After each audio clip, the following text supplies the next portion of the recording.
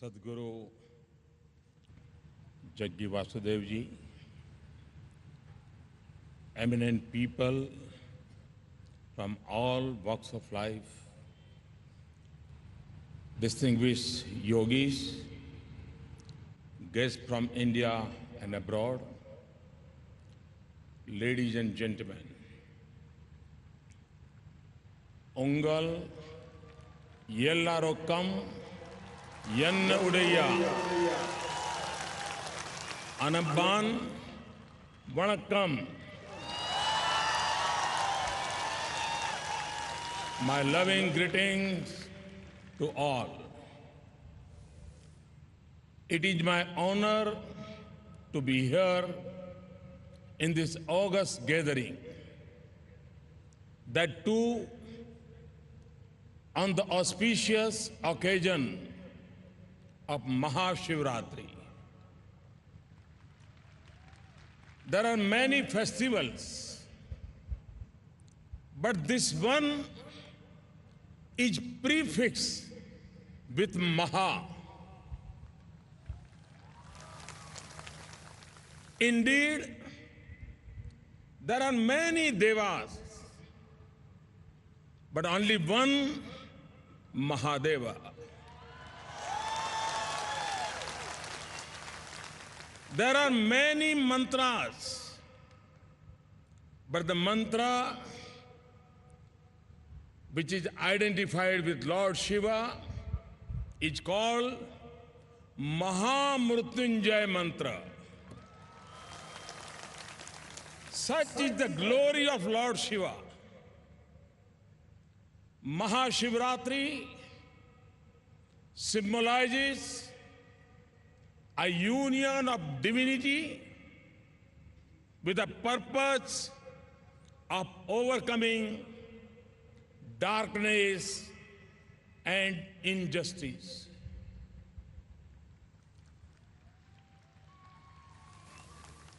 It inspires us to be courageous and fight for good.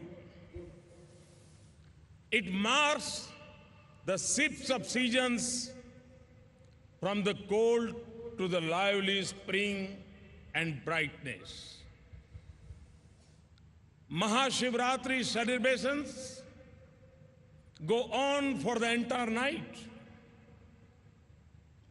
This symbolizes a spirit of vigilance that we have to protect nature and mold our activities in sync with our ecological surroundings.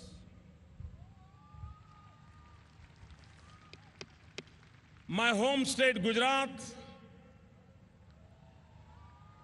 is the land of Somnath. The call of the people and the longing for service took me to Kashi, the land of Vishwanath. From Somnath to Vishwanath, from Kedarnath to Rameshwaram, and from Kashi to Coimbatore, where we have gathered, Lord Shiva is everywhere. Like crores of Indians across the length and breadth of the nation, I too feel delighted to be a part of celebration of Shivratri. And we are merely drops in the ocean. Through centuries, there have lived countless devotees in every age and time. They came from different places. Their languages may have been different, but their longing for the divine is always the same. This longing throbs in the core of every human heart. Their poetry, their music, their love has shocked every earth. Standing here before this 112 feet face of Adiyogi and the Yogeshwar Linga, we are experiencing a colossal presence enveloping everyone in this space. In the times to come, the place where we have gathered is going to be a source of inspiration for all, a place to immerse oneself and discover truth.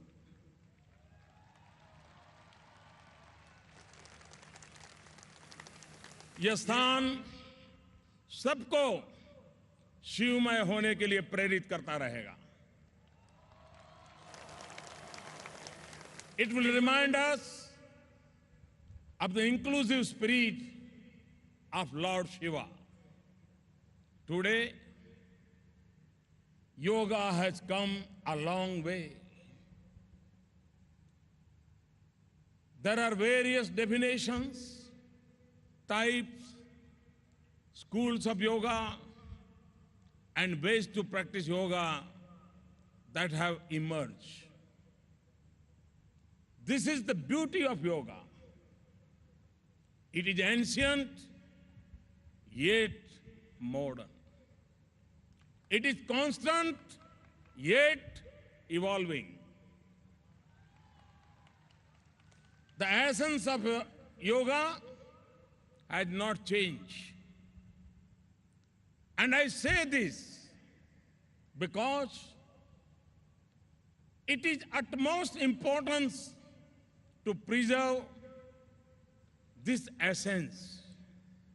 Otherwise, we may just have to discover a new yoga to rediscover the soul and essence of the yoga. Yoga is the catalytic agent ushering the transformation from Jiva to Shiva.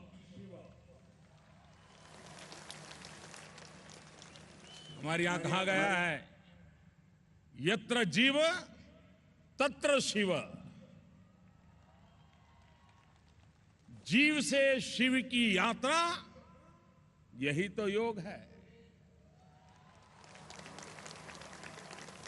By practicing yoga, a spirit of oneness is created. Oneness of the mind, body, and the intellect.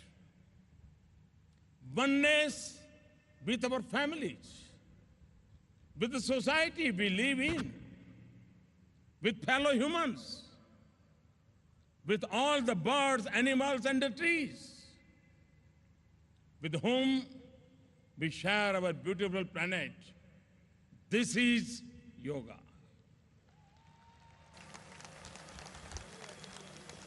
Yoga is the journey from me to we.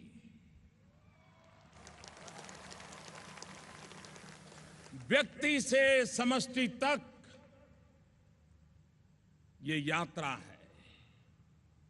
मैं से हम तक की यही अनुभूति, अहम से वयम तक का यह भाव विस्तार, यही तो योग है. India is a land of unparalleled diversity. India's diversity can be seen, heard, felt, touched, and tasted. The diversity has been India's greatest strength and has also brought India together. Think of Lord Shiva.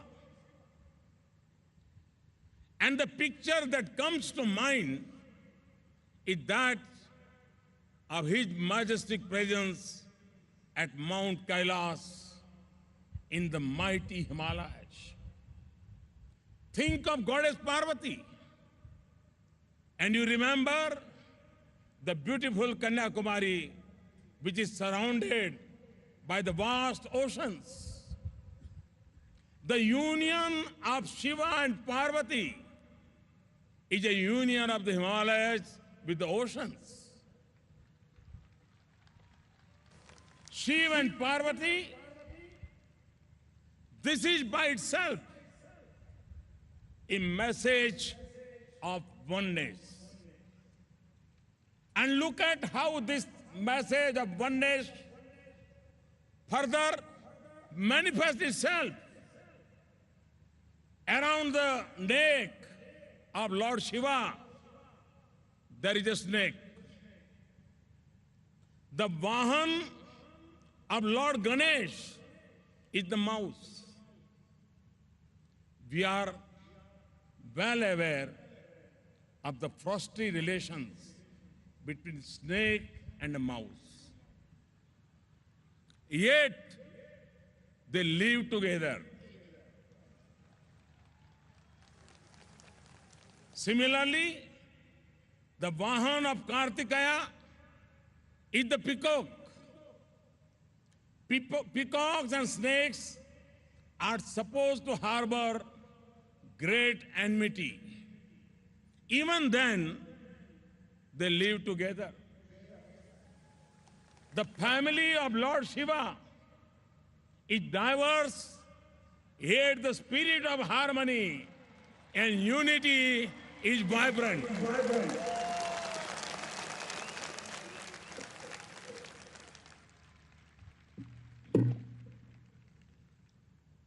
Diversity is not a cause of conflict for us. We accept it and embrace it wholeheartedly. It is a speciality of our culture that wherever there is God or goddesses, there is either an animal, a bird, or a tree that is associated with him or her. That animal, bird, or tree is also worshipped with the same spirit as the god or goddesses. There cannot be a better means to inculcate a spirit of reverence for nature. Nature equals to God. This has been firmly established by our ancestors, showing their foresight. Our scripture says, Ekam Sat Vipraha Baudha Vadanti. Truth is one. Sages call it by different names. We have been living these virtues since our childhood. And that is why compassion, kindness, brotherhood, and harmony are naturally a part of us. There are values we have seen our ancestors live and die for. These are virtues that have kept the Indian civilization alive for centuries. Our mind should always be open to new thoughts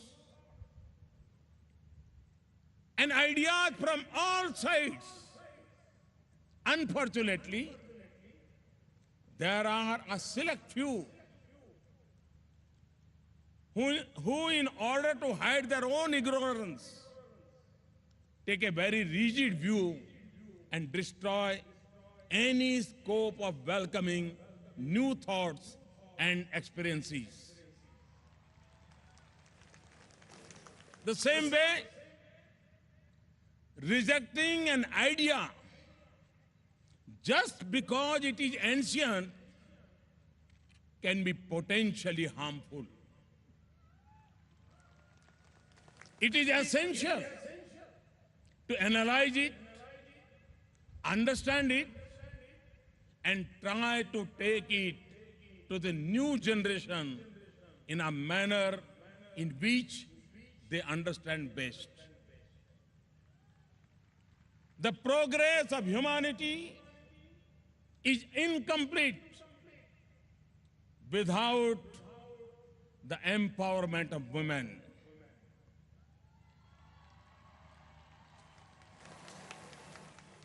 The issue is no longer women development, but it is women-led development. I'm proud of the fact that in our culture, the role of women is central. Our culture has so many goddesses who are worshipped. India is home to many of women saints who led the movements for social reform, be it in the north, south, east, or west. They shattered stereotypes, broke barriers, and became trendsetters.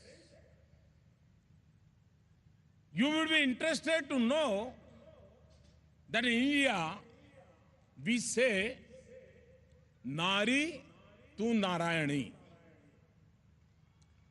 Nari tu Narayani. Women is a manifestation of the divine. लेकिन पुरुष के लिए क्या कहते हैं? For man we say, नर तू करनी करे तो नारायण हो जाए. If a man does good deeds, he will attain divinity. Do you see the difference? The divine status of the woman is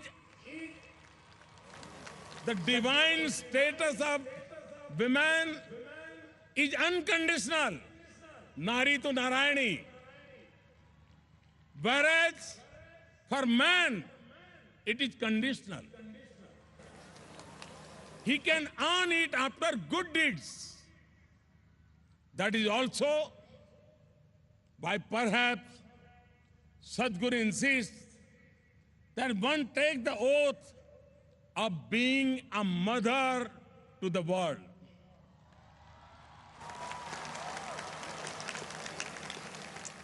A mother is someone who is unconditioned ally inclusive. The changing lifestyles of the 21st century have brought their own set of challenges. Lifestyle-related ailments, stress-related disease are becoming more and more common. The communicable ailments can be controlled. But what about the non-communicable ones? It gives me immense sadness, one that I cannot describe in words, when I read about people taking to substance abuse and alcohol because they are not at peace with themselves. Today, the whole world wants peace, not just peace from wars and conflict, but peace of the mind. The burden of stress takes a heavy toll, and one of the sharpest weapons to overcome stress is yoga.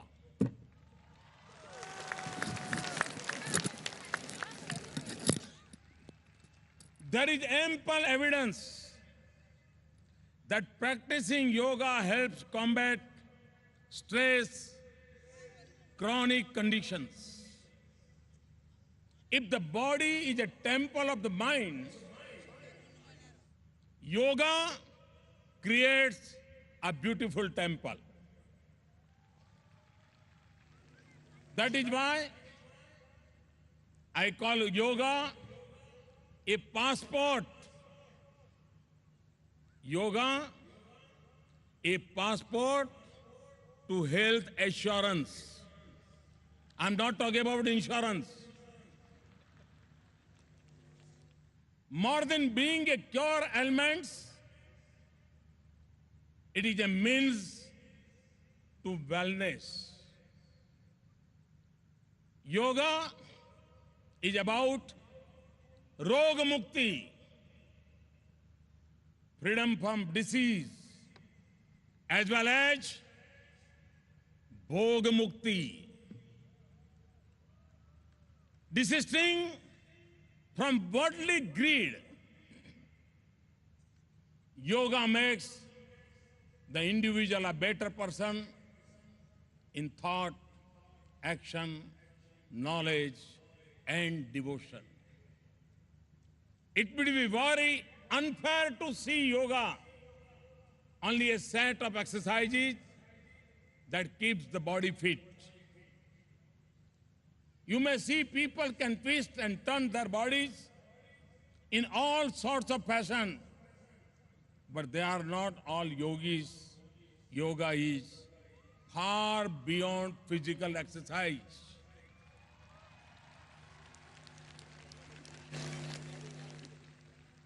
Through yoga,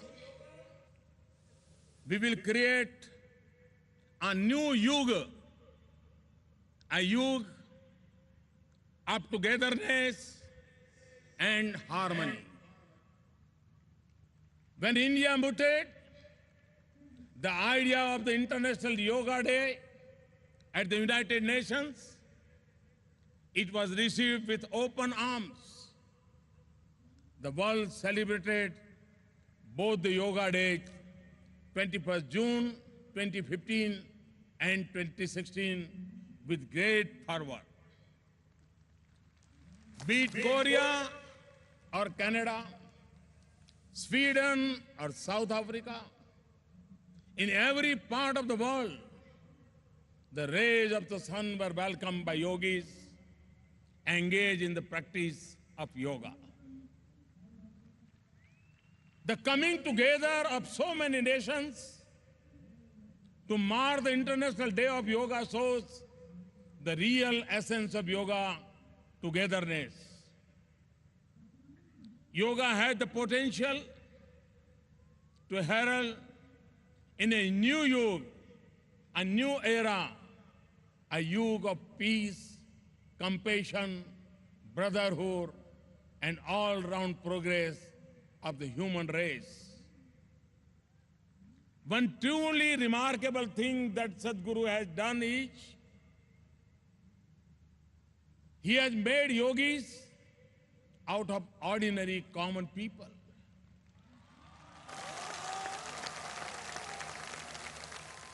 People who stay with their families and work in the world, but who are living at the peaks within themselves, undergoing intense and wonderful experiences on a daily basis. Wherever one is, in whatever situation one is placed, one can be yogi. I see so many radiant and joyous faces here. I see people working with utmost love and care paying attention to the smallest of details. I see people full of energy and enthusiasm to offer themselves to a greater cause. Adiyogi will inspire many generations to take up yoga. My gratitude to Sadhguru for bringing this to us. Thank you. Thank you very much. Pranam. Vanakkam.